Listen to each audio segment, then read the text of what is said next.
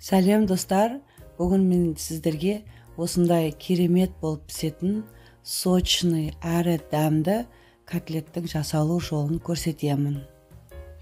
Котлетті жасау үшін біз ең алдымен гречканы суға пісіріп алып, оны осылай видеодағыдай әбден еземіз.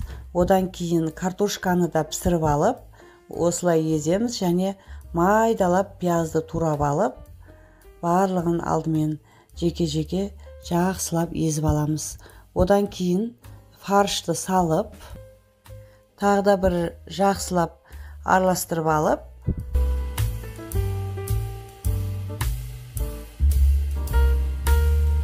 үстінен гречканы, қара бұрыш пен тұзды салып алып, қолменен жақсылап араластырамыз.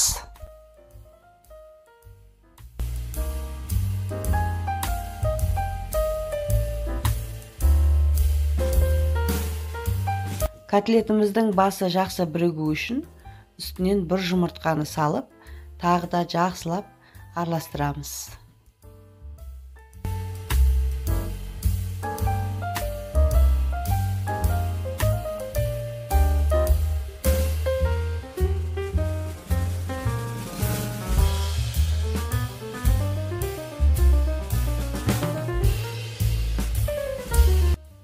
Дайын болған котлетімізді тура осылай алақанымызға домалақтап,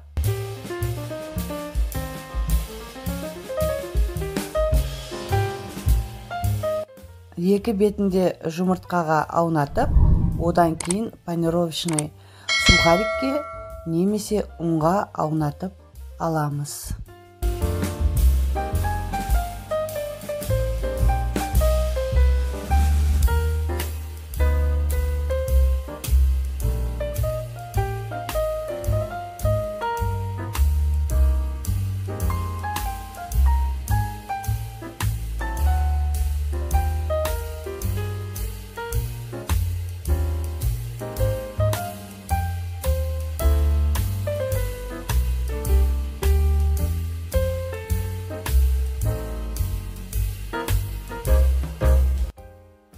Дайын болған котлетімізді қызып тұрған майға тура осы видеодағыдай етіп, екі бетінде кезек-кезек қуырып алыңыздар.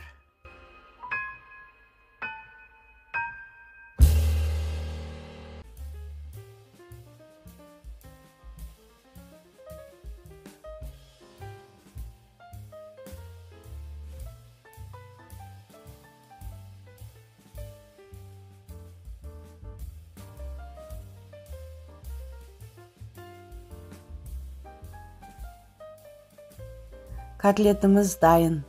Менімен бірге болғандарыңызға рахмет. Келесі кездескенше.